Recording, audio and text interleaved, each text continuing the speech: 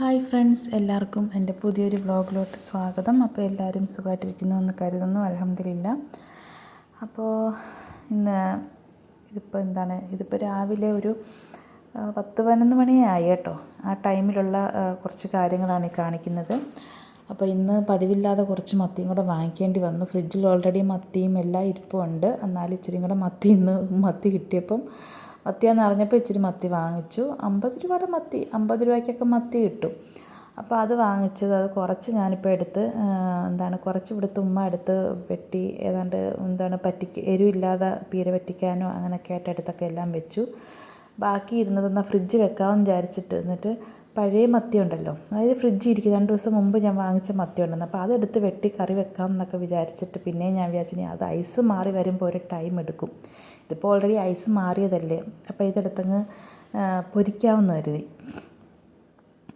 അങ്ങനെ അത് ഞാൻ വെള്ളത്തിലിട്ടിട്ട് ഇപ്പം വെട്ടിയെടുക്കുമായിരുന്നു. കൊച്ചുമത്തി ഇപ്പോൾ കിട്ടുന്നത് മൊത്തം കൊച്ചുമത്തിയാണ്. വലിയ മത്തിക്കാണെങ്കിൽ ടേസ്റ്റും ഇല്ല. വലിയ മത്തി കണ്ടാൽ ഞാൻ വാങ്ങിക്കത്തുമില്ല ഇപ്പം.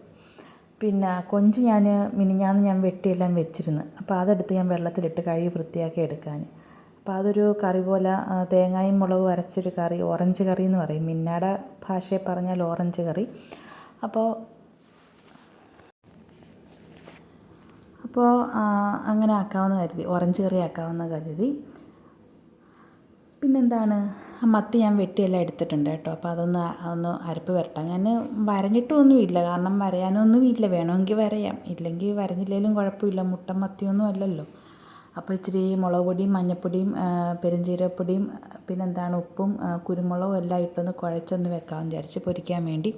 ആദ്യമേ ഞാൻ പൊരിക്കാൻ അങ്ങ് വെച്ചങ്ങ്, മറ്റുള്ള തേങ്ങയൊക്കെ അരച്ച് വരണമല്ലോ. അപ്പോൾ ആ സമയം കൊണ്ട് മീൻ പൊരിച്ച് കിട്ടുന്നെങ്കിൽ അങ്ങ് ആയിക്കോട്ടെ എന്ന് കരുതി അങ്ങനെ പൊരിക്കാൻ വേണ്ടി അടുപ്പത്ത് വെച്ചിട്ടുണ്ട്, വെക്കാൻ ഒരുങ്ങുന്നുണ്ട്. പിന്നെ ഞാൻ റൈസ് കുക്കറിൽ ചോറ് തിളപ്പിച്ച് ഞാൻ വെച്ചായിരുന്നു. അത് രണ്ടാമത്തെ തിള ഒരു 12 മണിയൊക്കെ ആകുമ്പോൾ ഞാൻ രണ്ടാമത്തെ തിളയും തിളപ്പിക്കും. അതൊരു ചെറിയൊരു ചിട്ട പോലെ. കാരണം നമ്മളിപ്പോൾ 8 മണിക്കോ 9 മണിക്കോ ഒക്കെ ചോറ് അടുപ്പത്ത് വെച്ച് റൈസ് കുക്കറിൽ വെച്ച് സ്റ്റൗ വെച്ച് തിളപ്പിച്ചിട്ട് റൈസ് കുക്കറിലോട്ട് വെച്ച് കഴിഞ്ഞാൽ പിന്നെ എന്തായാലും ഞാൻ ഒരു 12 മണിയാകുമ്പോഴത്തേക്കിനും അല്ലെങ്കിൽ 12:15 ഇടയ്ക്ക് വെച്ച് ഞാൻ അതൊന്നും കൂടെ പൊക്കി അടുപ്പത്ത് വെച്ച് ഒന്നും കൂടെ ഒന്ന് തിളപ്പിച്ചെടുക്കും.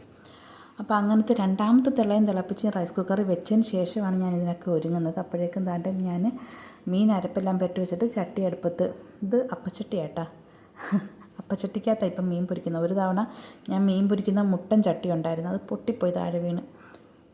അപ്പോൾ അത് ഞാൻ ഇതിനകത്ത് കാണിച്ചിട്ടുണ്ട്. അതെൻ്റെ കയ്യിൽ നിന്ന് ഞാൻ മീൻ പൊരിച്ചങ്ങോട്ട് മാറ്റി വെച്ചതുപോലെ താഴെ വീണ് ടപ്പേ 2 പാത്രം പൊട്ടി റെഡിയായി.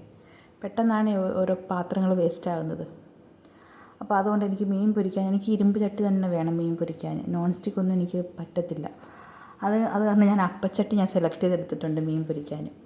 അപ്പോൾ ഞാൻ കുറേശ്ശെ ഒരുപാടൊന്നും ചട്ടിക്കകത്ത് മീൻ പൊരിക്കാനൊക്കത്തില്ല, ഒത്തിരി ഒന്നും ഇട്ട് കുറേശ്ശെ നമ്മളിങ്ങനെ പൊരിച്ച് മാറ്റി അടുത്തതിട്ട് പൊരിച്ച് അങ്ങനെ എടുക്കാനൊക്കത്തുള്ളൂ. അപ്പോൾ അതിങ്ങനെ അടുപ്പത്ത് കിടന്ന് വേകുന്ന സമയം കൊണ്ടാണ് ഞാൻ കൊഞ്ച് കഴുകി വൃത്തിയാക്കിയിട്ട് നമ്മുടെ തേങ്ങ പിന്നെ ഞാൻ പൊതിച്ചെടുത്തിട്ട് അത് തിരുമിയില്ല, പൂളി എടുത്ത് ഈ നമ്മുടെ പണ്ട് മൂപ്പരൊക്കെ തേങ്ങ എടുത്തില്ലേ, അപ്പോൾ അവരതിൻ്റെ പാകം നോക്കി നല്ല വിളഞ്ഞ തേങ്ങ ഇടും, നല്ല കട്ടിയുള്ള തേങ്ങ ഇടും. പക്ഷേ ഇപ്പോൾ തേങ്ങ ഇടുന്നവർക്കാർക്കും ഇതിൻ്റെ തേങ്ങയുടെ മൂപ്പൊന്നും അറിയത്തില്ല കേട്ടോ. ഏത് തേങ്ങ പൊതിച്ചാലും ഇളവൻ ടൈപ്പാണ്, നമ്മൾ അപ്പത്തിനൊക്കെ ആട്ടാൻ പറ്റുന്ന ഇളവൻ ടൈപ്പ് തേങ്ങയെ ഇപ്പോൾ കിട്ടത്തുള്ളൂ. അല്ലേ പിന്നെ അത് കിടന്ന് ഉണങ്ങണം, എന്നാലും ഉണക്ക കൊപ്ര പോലെ കിട്ടുമെന്നല്ലാതെ നല്ലൊരു പച്ചത്തേങ്ങ പോലത്തെ ഇളവനുമല്ല മൂത്തതും അല്ലാത്ത രീതിയിലുള്ള ഇടത്തരം തേങ്ങ ഇപ്പോൾ കിട്ടത്തില്ല. ഞാനിപ്പോൾ ഒരു തേങ്ങ പൊതിച്ചിട്ട് മൊത്തം ചെറിയ തേങ്ങ എന്നാൽ പോലും അത് മൊത്തം ഇളവനായിരുന്നു.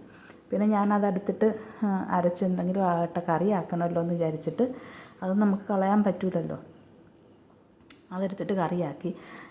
തക്കാളിയും പച്ചമുളകും വടക്കംപുളിയും എല്ലാം കൂടെ, വടക്കംപുളി എന്ന് വെച്ചാൽ നമ്മളീ പറയുന്ന കുടംപുളിയെയാണ് വടക്കംപുളി എന്ന് പറയുന്നത് കേട്ടോ. അത് ഇച്ചിരി എനിക്ക് തോന്നുന്നു കറിയുടെ ടേസ്റ്റ് നോക്കിയിട്ട് പുളിയുടെ ഇച്ചിരി കുറവുണ്ട് കേട്ടോ. ഞാനൊരിച്ചിരി വടക്കംപുളിയേ ഇട്ടുള്ളൂ. പിന്നെ മാങ്ങ നോക്കിയിട്ട് മാങ്ങായൊന്നും കണ്ടില്ല കേട്ടോ, അതുകൊണ്ട് മാങ്ങായൊന്നും കിട്ടിയില്ല, ഇട്ടതുമില്ല. തക്കാളിയും പച്ചമുളകും കുടംപുളിയും ഇട്ട് അരിപ്പ് ഒഴിച്ച് വെള്ളം ഒഴിച്ച് പാകത്തിനുള്ള വെള്ളം ഒഴിച്ച് ഉപ്പ് ഇട്ട് അടുപ്പത്തോട്ട് വെച്ച് അപ്പോഴേക്കും നമ്മുടെ മീനൊക്കെ പൊരിച്ച് ഞാനൊരു 3 ട്രിപ്പായിട്ടാണ് ഞാൻ മീൻ പൊരിച്ചെല്ലാം മാറ്റിയെല്ലാം വെച്ചത് കേട്ടോ. എന്തായാലും പടച്ചോൻ വേണ്ടിച്ചൊന്നും കരിഞ്ഞിട്ടൊന്നും ഇല്ല കേട്ടോ. കരഞ്ഞിട്ടല്ല കരിഞ്ഞിട്ടില്ല കേട്ടോ. അപ്പം പിന്നെ ഞാൻ കൊഞ്ച് കറിക്ക് അടുപ്പത്ത് വെച്ചിട്ടുണ്ട്. പിന്നെ ഞാൻ തിളയ്ക്കാനൊന്നും കാത്തിരുന്നില്ല, കൊഞ്ചും അങ്ങിട്ട് പെട്ടെന്ന് ജോലി ഒതുങ്ങട്ടും വിചാരിച്ചിട്ട്. ഇവിടുത്തെ വാപ്പായ്ക്കുമൊക്കെ കറക്റ്റ് ടൈമിങ്ങിൽ ഫുഡ് കഴിക്കണം, മരുന്ന് കഴിക്കേണ്ടതല്ലയോ. അപ്പോൾ അതുകൊണ്ട് നേരത്തെ പെട്ടെന്ന് ആക്കാമെന്ന് കരുതി. അപ്പോൾ കൊഞ്ച് കറി തിളച്ച് വറ്റി വെന്തതിന് ശേഷം മാത്രമേ എനിക്ക് ചോറ് അടുപ്പത്ത് വെക്കാൻ, ഈ അടുപ്പിലിട്ടാണ് ഞാൻ വെക്കുന്നത്. അപ്പോൾ അത് വെക്കാനൊക്കത്തുള്ളൂ. പിന്നെ ഞാൻ വിചാരിച്ചത് എന്തുവാണ്, അപ്പം മീൻ പൊരിച്ചതും കൊഞ്ച് കറിയായി, പിന്നെ ഒരു പച്ചക്കറി എന്തെങ്കിലും വേണമല്ലോ എന്ന് കരുതിയിട്ട് ഞാൻ ഒരു പാവയ്ക്ക എടുത്തിട്ട് ചെറുതാക്കി അരിഞ്ഞിട്ടൊന്ന്, എന്നാൽ ഫ്രൈയും അല്ല മിഴുക്കും അല്ലാത്ത രീതിയിൽ, ഒരുപാട് വെള്ളമൊന്നും ഒഴിക്കാത്ത രീതിയിൽ അടുപ്പത്ത് വെച്ചൊന്ന് മുരിച്ചെടുക്കാമെന്ന് വിചാരിച്ചു. അപ്പോൾ അതിന് ഒരു പാവയ്ക്ക അരിഞ്ഞെടുക്കുന്നുണ്ട്. അതിൻ്റെ കൂട്ടത്തിൽ ഞാനൊരു ചെറിയ സവാളയും കൂടി ഇട്ട് ഇച്ചിരി ഒന്ന് കൂടുതലായിട്ട് കാണണ്ടേ. ഈ പാവയ്ക്ക വെന്ത് വരുമ്പോൾ ഇച്ചിരിക്കോളം അങ്ങ് ആയിപ്പോവും. അപ്പോൾ അതുകൊണ്ട് കുറച്ച് സവാളയും കൂടെ അരിഞ്ഞിട്ടിട്ടുണ്ട്. എന്നിട്ട് നന്നായിട്ടൊന്ന് വറുത്തല്ല, എന്നാലും ഹാഫ് വറുക്കൽ എന്ന് പറയാം, അങ്ങനെ ആക്കിയെടുക്കാമെന്ന് കരുതി. നമ്മൾ ഈ പച്ചക്കറി ആണെങ്കിലും എന്ത് സാധനമാണെങ്കിലും നമ്മൾ പിന്നെ അരിഞ്ഞെല്ലാം ചട്ടിക്കകത്താക്കി അല്ലെങ്കിൽ ചീനച്ചട്ടിക്കകത്താക്കി നമ്മൾ അടുപ്പത്ത് വെച്ച് കഴിഞ്ഞാൽ നമ്മൾ പെട്ടെന്ന് ശ്രദ്ധിക്കാൻ പറ്റിയില്ലെങ്കിൽ ഒറ്റയ്ക്കൊരു കാര്യം ചെയ്ത് കൊടുത്താൽ മതി. തീ ഒന്ന് കുറച്ചിട്ടേക്കുക. ആദ്യം ഒന്ന് തിളയ്ക്കാനുള്ള തീ കൂട്ടിയിടുക, എന്നിട്ട് ശ്രദ്ധിച്ച് ഇന്നോട്ടങ്ങ് തീ കുറച്ചിടുക. തീ കുറച്ചിട്ടിട്ട് എന്തെങ്കിലും ഒരു മൂടി വെച്ച് കഴിഞ്ഞാൽ കുറച്ച് എണ്ണയും കൂടെ ഒഴിച്ച് കഴിഞ്ഞാൽ പെട്ടെന്ന് അടി പിടിച്ച് കരിയത്തൊന്നുമില്ല. അതങ്ങനെ വെന്ത് പിന്നെ ഈ മൂടിക്കകത്ത് ഈർപ്പ വെള്ളവും കൂടെ വീണിട്ട് നമുക്ക് പാകത്തിന് വെന്ത് കരിയാതെ കിട്ടും. അപ്പോൾ ആ ഒരു ട്രിക്കാണ് ഞാൻ പാവയ്ക്കകത്ത് പ്രയോഗിച്ചത്. അത് ചെറിയ നടുക്കത്തൊരു സ്റ്റൗ ഉണ്ടല്ലോ, അതിനകത്ത് ചെറിയ തീയാണ് ഉള്ളത്, അതിനകത്തോട്ടിട്ട് തീ കുറച്ചും കൂടെ വെച്ചുകൊണ്ട് അവിടെ കിടന്നു. അതങ്ങനെ വെന്ത് മൂത്ത് ഫ്രൈ പോലെ നല്ല ടേസ്റ്റ് ഉണ്ടായിരുന്നു കേട്ടോ. പിന്നെ എല്ലാത്തിനും ഒരു ഇച്ചിരി ഉപ്പ് കുറവായിരുന്നു. കൊഞ്ച് കറിക്കാണെങ്കിലും ഉപ്പ് കുറവായിരുന്നു. പിന്നെ അത്താഴത്തിന് ഒരു ഇച്ചിരി കൂടെ ഉപ്പ് ഇടുമായിരുന്നു ഞാൻ ചെയ്തത്. ബാക്കി നല്ല ടേസ്റ്റായിരുന്നു, എല്ലാ കറിക്കും കുഴപ്പമൊന്നുമില്ല, അൽഹംദുലില്ലാ. അങ്ങനെ നമ്മുടെ പാവയ്ക്കക്കറിയുമായി പാവയ്ക്കക്കറിയല്ല, ഈ കറി കണ്ടപ്പോൾ പെട്ടെന്ന് പാവയ്ക്കക്കറി എന്ന് വന്ന്. പാവയ്ക്ക മെഴുക്കുവരട്ടിയുമായി കൊഞ്ച് കറി ഇച്ചിരി തിളച്ച് എല്ലാം റെഡി ആയിട്ട് വന്നിട്ടുണ്ട്. ഒരു ഇച്ചിരി കൂടെ വറ്റി വരണം, അത്രയേ ഉള്ളൂ. അപ്പോഴേക്കും കൊഞ്ചും വേഗമല്ലോ വറ്റുമ്പോഴേക്കും. അപ്പോൾ ആ സമയം കൊണ്ട് ഞാൻ ഇതെന്തോന്നറിയാവോ, ഇത് നാരങ്ങ അച്ചാറിനാണ്. പിന്നെ മോള് 2-3 ദിവസം മുമ്പ് ഇതുപോലെ നാരങ്ങ ഉണ്ടോ എന്ന് ചോദിച്ചിട്ട് ഫ്രിഡ്ജിൽ നിന്ന് 2 നാരങ്ങ എടുത്ത് ചെറിയ സ്ക്വയർ പീസാക്കി എല്ലാം അരിഞ്ഞ് വെച്ചിരുന്നു കേട്ടോ. എന്നിട്ട് അതിനകത്ത് മുളകും ഉപ്പും ഒക്കെ ഇട്ട് കുഴച്ച് വെച്ചിരുന്നു.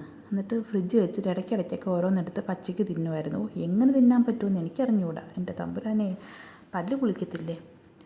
അപ്പം അതിൻ്റെ ബാക്കി ഫ്രിഡ്ജിൽ മൂടി വെച്ചിരുന്നു. ഞാനെന്തോ എടുത്ത് വെറുതെ അത് ഫ്രിഡ്ജ് മൂടി ഇരിക്കണ്ടല്ലോ എന്ന് കരുതിയിട്ട് ഞാനതെടുത്തിട്ട് പച്ചെണ്ണയ്ക്കകത്ത് കടുവും താളിച്ച്, പിന്നെ എന്തുവായിരുന്നു, ഇച്ചിരി ഉലുവാപ്പൊടിയും താളിച്ച്, കായപ്പൊടി എനിക്ക് പിന്നെ അത് പൊട്ടിച്ചില്ല. പിന്നെ എനിക്ക് സമയമില്ലാത്തതുകൊണ്ട് ഞാനത് പൊട്ടിക്കാനും പോയില്ല, കായപ്പൊടി ഇട്ടുമില്ല.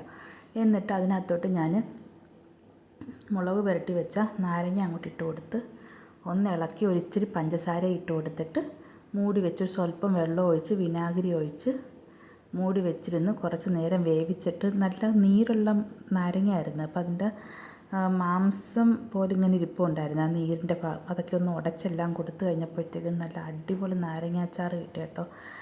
കായപ്പൊടിയൊന്നും ഇട്ടില്ല, എന്നാലും നല്ല സൂപ്പറായിരുന്നു. ഒരു ഇച്ചിരിയേ ഉള്ളൂ, ഞാൻ കാണിച്ചു തരാം. ഇത്രക്കോളം 2 നാരങ്ങ അരിഞ്ഞതാണ്. അതിൽ നിന്ന് അവൾ തിന്നിട്ട് ബാലൻസ് വെച്ചതാണ് കേട്ടോ ഫ്രിഡ്ജിൽ. അതെടുത്തിട്ടാണ് ഞാൻ ഈ പരിപാടി കാണിക്കുന്നത്. അടിപൊളി ടേസ്റ്റായിരുന്നു കേട്ടോ. ഒരു ഇച്ചിരി ഉപ്പിൻ്റെ കുറവേ ഉള്ളൂ, പക്ഷേ ഉപ്പ് കഴിവതും കൂടുതൽ കഴിക്കാതിരിക്കുന്നതാണ് നല്ലത്. മാക്സിമം ഉപ്പ് കുറച്ചിട്ട്, എന്നാൽ ഉപ്പ് കുറയാനും പാടില്ല, ഉപ്പ് കൂടാനും പാടില്ല. ഉപ്പ് കുറച്ചിട്ട് നമ്മളെപ്പോഴും ശീലിക്കുക. നമ്മൾ ഓൾറെഡി ചോറിന് വരെ ഞാനിവിടെ ഉപ്പിടും. ചോറിന് ഉപ്പില്ലെങ്കിൽ നമുക്ക് കറിക്കും ചോറിനും ഒന്നും ഒട്ടും ഉപ്പില്ലാത്തതുപോലെ തോന്നും. അതുകൊണ്ട് ചോറിന് ഇച്ചിരി ഉപ്പിട്ടേ അടയ്ക്കത്തുള്ളൂ. അങ്ങനെ നമ്മുടെ നാരങ്ങ അച്ചാർ ഇവിടെ റെഡി ആയിട്ടുണ്ട്. പിന്നെ അലുക്കുലത്ത് ഇച്ചിരി പഴവും ഇച്ചിരി ആപ്പിളും എല്ലാം ഫ്രിഡ്ജിൽ ഇരുന്ന് അതും പാലും ഒക്കെ ആയിട്ടൊന്ന് തിളപ്പിച്ച് ജ്യൂസ് അടിച്ച് അതും എല്ലാവർക്കും അത്താഴത്തിന് കൊടുത്ത്, ഇത്രയൊക്കെ ഉള്ളൂ ഇന്നത്തെ ഡ്യൂട്ടി എല്ലാം കഴിഞ്ഞു. ഇനി ഇൻഷാ അല്ലാഹ് നാളെ. അപ്പോൾ നാളെ തൊട്ട് മോന് സ്കൂളിൽ പോകണം. ക്ലാസ് ഇന്ന് 2 ദിവസം കൊണ്ട് ക്ലാസ് തുടങ്ങിയായിരുന്നു, പോയില്ലായിരുന്നു. കല്യാണം പ്രമാണിച്ചെല്ലാം അവധിയും ലീവും ഒക്കെ ആയിരുന്നു. അപ്പോൾ ഇൻഷാ അല്ലാഹ് നാളെ തൊട്ട് സ്കൂളിൽ പോകണം. അപ്പോൾ ഇത്രയൊക്കെ ഉള്ളൂ ഇന്നത്തെ വീഡിയോ ഇഷ്ടപ്പെട്ടെങ്കിൽ ലൈക്ക് ചെയ്യുക, ഷെയർ ചെയ്യുക, സബ്സ്ക്രൈബ് ചെയ്യുക, കമൻറ്റ് ചെയ്യുക. അപ്പോൾ എല്ലാവരും ഒന്ന് ലൈക്ക് ചെയ്താൽ മാത്രമേ നമുക്ക് പുതിയ പുതിയ വീഡിയോസൊക്കെ ഇടാനുള്ള ഒരു മോട്ടിവേഷൻ ഉണ്ടാകത്തുള്ളൂ. അപ്പം ദാണ്ട് നമ്മുടെ കൊഞ്ച് കറി നല്ല അടിപൊളി കൊഞ്ച് കറി കേട്ടോ. ഒരു ഇച്ചിരി ഉപ്പിൻ്റെയും കൂടെ കുറവുണ്ടായിരുന്നു കേട്ടോ. അപ്പോൾ കൊഞ്ച് കറി എല്ലാം സെറ്റായിട്ടുണ്ട്. നമ്മുടെ നാരങ്ങ അച്ചാർ കണ്ടില്ലേ, അടിപൊളി. എല്ലാം അടിപൊളി എന്ന് പറയാം. സൂപ്പർ കേട്ടോ, ഇനി സൂപ്പറെന്ന് പറയാം. ഓക്കെ, ഇത്രയൊക്കെ ഉള്ളൂ.